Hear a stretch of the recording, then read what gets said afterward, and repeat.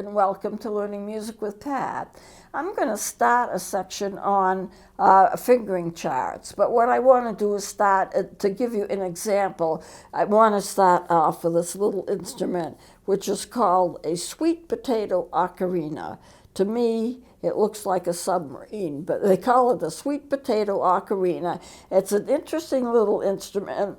It doesn't play very well, but it has a fingering chart. And if you know the fingerings, you can play certain songs on it, which won't sound very good because they're very, very cheaply made. But they are an artifact of our culture. A lot of people have them. So this is a little sweet potato ocarina. And the way that you hold it, here is the mouthpiece right here on this little piece right here. You blow into it. So that goes in your mouth. Your thumb is going to go, I got to show you the back. There are a couple of holes in the back. This is where you're going to put your thumb. Remember, left hand is always toward the mouth. It's on top. Well, with an instrument that goes like this, top means what's closest to your mouth. So this is going to be what you put your thumb on. This is going to be a thumb hole. And then this is going to be a labium, which keeps open. That's a keep open. You don't cover that at all. You couldn't reach it very well if you wanted to. And your first finger is here, here, and here.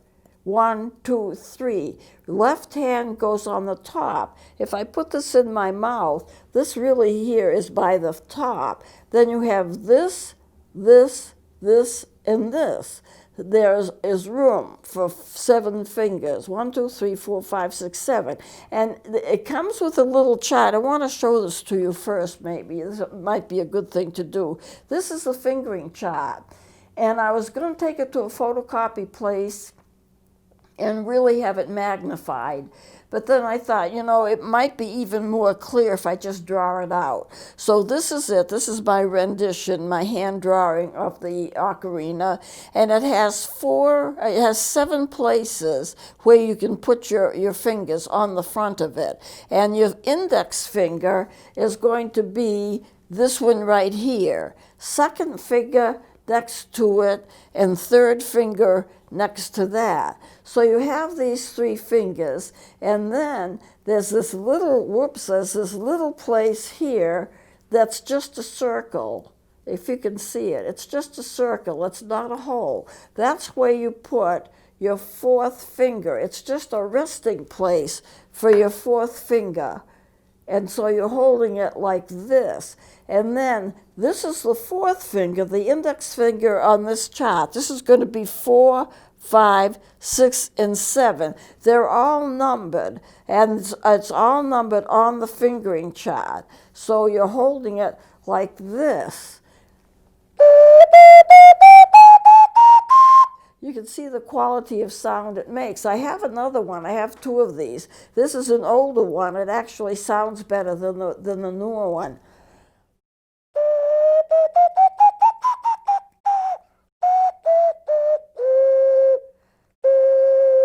Now this here is the number of fingers that you would have down to play a certain song.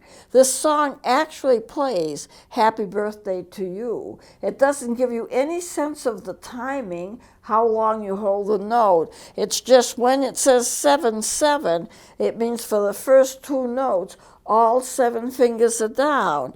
And then that 6 means you have 6 fingers down. So you're leaving these bottom 3 and the top 3, and of course this is down, but it doesn't cover a hole or anything. It's just a little rest for it.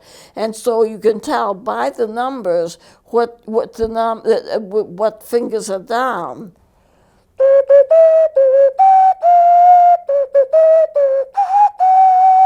That's the beginning of Happy Birthday to You.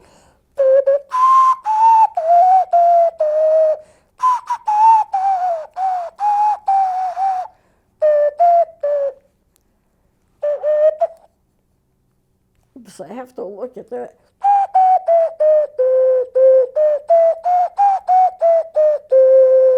You do get a scale out of it. It's not the best quality of tone, but you do get a scale out of it. So this fingering chart has the numbers of fingers that you have covered, This is that little place where you just put your left little finger. It's just a resting place for it, and you hold it like this, and that's how you play it. And it'll say on here, try experimenting. You'll be able to play your own tunes in a very short time. It doesn't tell you what they're going to sound like. It doesn't tell you how long you keep a note. And I just put this in here for the fingering chart for Happy Birthday to You. And it really does work. I understand from my reading that during World War I don't know how true this is. I can't verify it. But I read someplace that the government put down all kinds of, made thousands of these, and they gave them to the troops in World War I. And the reason they did that is so they would have some music and something to kind of play around with and have something to do, and just to keep them occupied and play with and do some music and make some sounds. So the soldiers got all of these. So there must be some that may be still kicking around from World War I, if there are. But it does play. And this would be, as I said, a thumb hole in the back, like recorders have a thumb hole. Penny whistles do not. This would be the labium. This is your mouthpiece.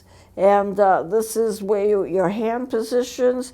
It shows on this diagram the hand positions on the original chart. They numbered all of the holes according to the fingers that you put down.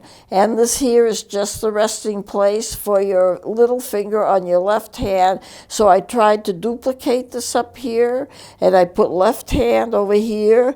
That's going to be closest to your mouth. Right hand over here. Your index finger is 1, 2, and 3, and then your index finger starts 4, 5, 6, 7.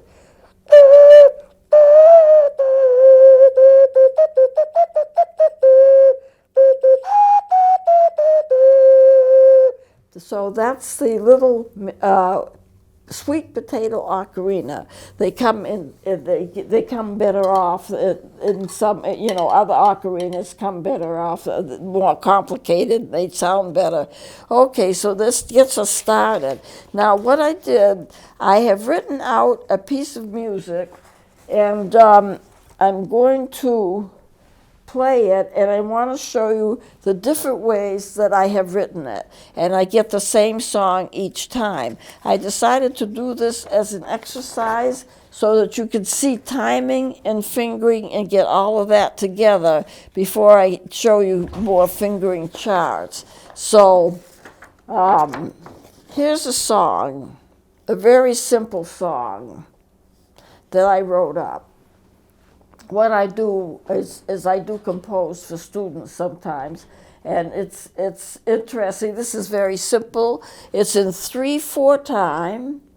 It has a sharp there. That sharp is an F sharp. That means that this is in the key of G. At some point, I'm going to show you how it gets that way. But for now, just remember, 1 sharp is the key of G. 3/4 is waltz time. This is about as simple as you can get. But I've written it different ways to get the same song. Some of it a little more complicated than others. With 3 beats to the measure, and a quarter note gets 1 beat, so it's 1, 2, 3, 1, 2, 3, 1, 2, 3. A half note gets 2 beats, so that's 1, 2, and the third beat is right beside it. 3/4, 1, 2, 3, 1, 2, 3, 1, 2, 3. A half note, 2 beats, and that third beat is the quarter. And so this whole song is composed of quarter notes and a few half notes put in there for a very, very simple melody. So let me play that, and what you can do is you can look at and see if you can follow as I'm playing these first 2 lines.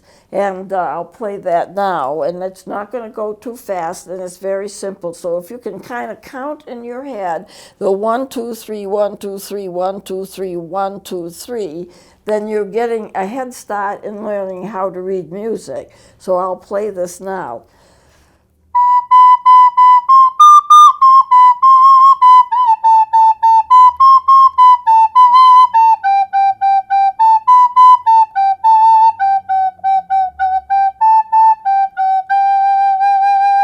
That's the whole song. Now, supposing I want to write it and I want to write it in 6/8 time. Well, in 6/8 time, you have 6 beats to the measure, and an eighth note gets 1 beat. So, 1, 2, 3, 4, 5, 6. These are all eighth notes. There are 3 eighth notes, and I draw a line, and that makes them all eighth notes. If I could write them all individually, like this one here is, and some of the others are, but the problem's going to be I'm going to have a lot of notes and a lot of flags. It's going to save a lot of time if I take 2 or 3 notes and make them all eighth notes by drawing the bodies, the stems, and one line connecting them. It doesn't have to be flat out. It can be slanted or whatever I want to do with it. But as long as the line is connecting them together, they are technically eighth notes. So 1 beat to an eighth note, 6/8 time, 6 beats to the measure.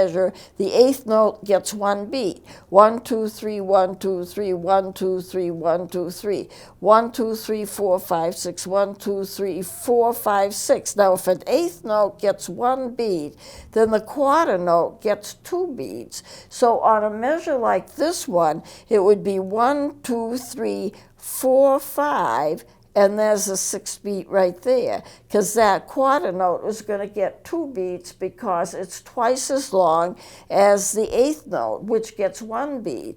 If I did it all in quarter notes, I'd have the 3/4 time like I did here, where I give a quarter note each one of them each beat. But I just want to show you the different ways of writing it. And so therefore I've done it. I'm going to play it again. I'm going to play from this. And what you need to do is see if you can follow it. You count in your mind 1, 2, 3, 4, 5, 6. 1, 2, 3, 4, 5, 6. When you get to a place like this, 1, 2, 3, 4, 5, because that's 2 beats, it's a quarter note. 4, 5, 6. It's the same song, but I just wrote it in eighth notes and quarter notes with an occasional, well, I guess I don't have any half notes in here, but eighth notes and quarter notes. So I'll play the same thing again using only eighth notes, and what do I get? It'll be the same thing.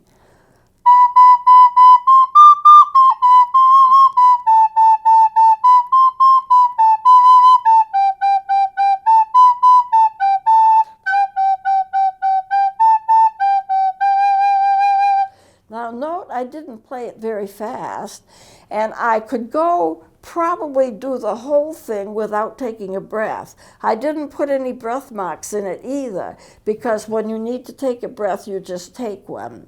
But usually, if I wanted to, if I was up here, I'd put a breath mark right here, because you can just make that note a little shorter, take a breath, and then play that note. But when you've got all eighth notes, you just have to breathe where you need to breathe. So that you can do. Now, supposing I want to write it in 4/4 time, it lends itself very easily to 3/4 time. 1, 2, 3, 1, 2, 3, 1, 2, 3, 1, 2, 3. It does that for 6/8 time and 3/4 time. It just is easy to accomplish it. But what if I want to do it in 4/4 time? Instead of 3/4 time, even though it has that waltz quality and it sounds like a waltz, and basically it is a waltz. Well, I can do it by using triplets. Remember, in triplets, there are 3 notes to a beat. So this is 1 beat, this is 2 beats, this is 3 beats, and this is 4 beats. And the fourth beat has 2 eighths for that quarter note, and then another eighth. So I'm treating it like a triplet because I've got 3 together. 1, 2, 3, 4. Now, if I do that consistently, I could put 4 sets of 3 beats.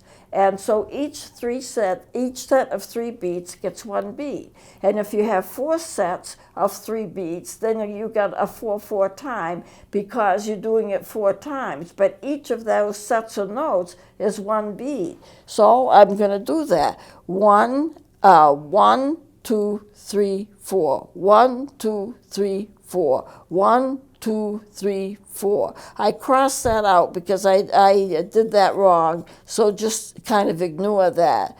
And it will just work out to be 4 beats to a measure, but every beat has 3 notes in it, so it's going to sound like it's waltz tempo, but it's 4 beats because each triplet is worth 1 quarter note. So I can arrange it, I can manipulate it and arrange it that way. So I'll play it again.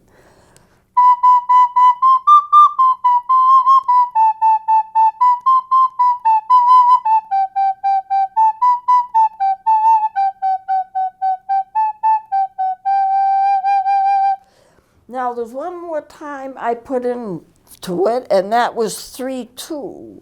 Once in a while you'll see 3-2 time. 3 beats to a measure, but I'm making a half note 1 beat. 2 stands for half, like you have 2 halves of something and it equals a whole. 2 50-cent pieces equals a whole dollar. 4 quarters equal a dollar. 2 50-cent pieces equal a dollar. So what I've decided to do is just to take 3 beats, but to make the half beat, the half note 1 beat. So every half note is worth 1 beat because it says 2 here. That stands for the half note.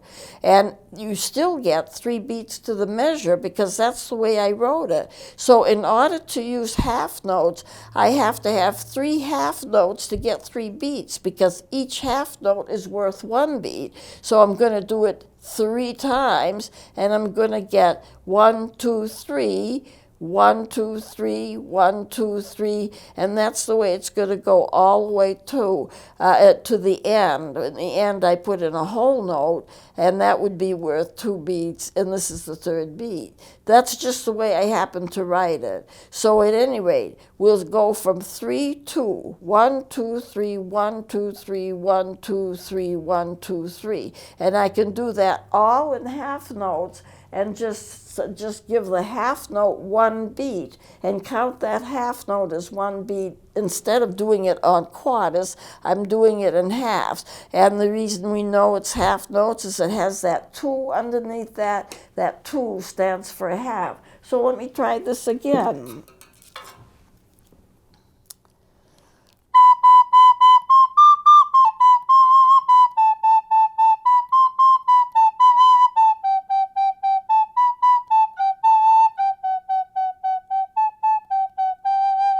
Now, if I look down here, I didn't do it here, but I did. Let me switch. I'm going to switch this music here. It's basically the same thing, but I did want to show you something that I did on my copy.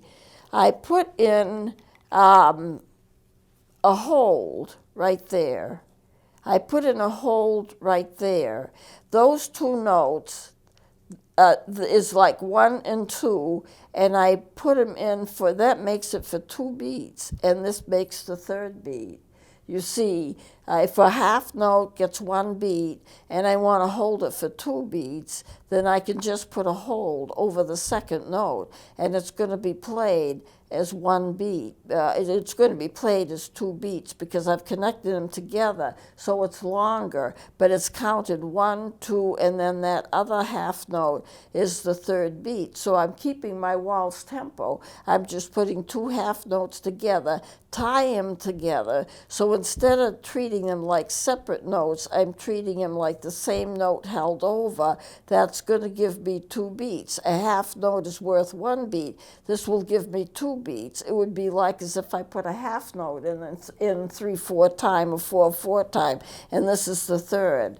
Now, how does that sound? Well, this is the way that you can write music. And if you are interested in writing music, you can fiddle around and just write some things on your own. Take some staff paper. I always want to have my students to have staff paper because as you're going through your day, melodies come to your mind.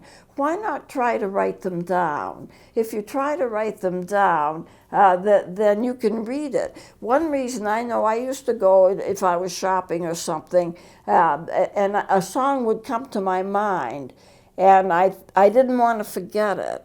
Now, as you go through your day, you think you're going to remember it, but you don't. So I would have some paper with me, and I would write down, I'd script it. Oh, here's a waltz, dot, dot, dot, dot, and I would write it out. I would write it out, though I might not get the notes exactly right, but I would get the timing and the spacing between the notes right, and I could recall the melody. Then when I could have an instrument next to me, I could pick it up and play it, tweak it as much as I need to, and come out with that melody. If you hear a melody in your mind and you like it and you don't want to lose it, you need to write it down then, because it will not stay. It's like, I know people, and people tell me this all the time that are pastors, and I'm a minister myself. You know, if you have an idea for a sermon, all of a sudden it comes to you, this is it, this is what I want. Write it down then. You know, because if you don't, later on you think you're going to remember it, but the mind has a way of dismissing it. It's like it comes to your mind, write it down then, otherwise you're going to lose it. You may lose part of it, but you'll be able to bring it back if you have enough in front of you. Oh yeah, now I do remember. It's like having a cue. Okay, so I'm going to show you another piece of music. And Rick, I forgot to set my timer, so I have no idea where I am on time. Okay, well, I'm just going to show you something, and next time I'll go into it more, because I don't have that much time left.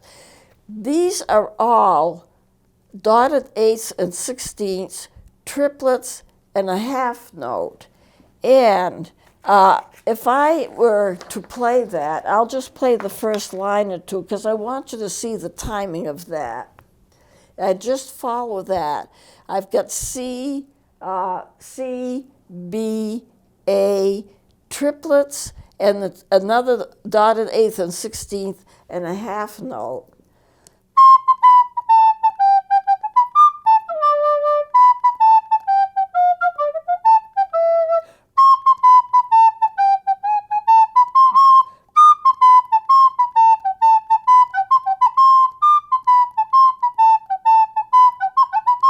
So that's a whole song. And I wrote it up, and I did it all with dotted eighth and sixteenths with occasional half notes. Now, I didn't need to play it quite that fast, but it's all right to play it fast. I just have to remember, this is a beat, this is a beat, this is a beat, this is a beat, because a dotted eighth and sixteenths, they are each one beat together. And then the triplet is one beat on the second measure. The triplet is one beat. Another dotted eighth and 16th is another beat. And then that half note are the other two beats, so you get your 4/4 time. So it's really a case of mixing and matching and making melodies at the same time. So I think I am getting so low on time, so I'm going to close it here. We'll continue it next time, and then I really will get into the fingering charts, because I have a lot of information about them to show you, but I still want to show you how you can just kind of mix and match and put notes together to make songs. So we'll close it here. Please join me next time.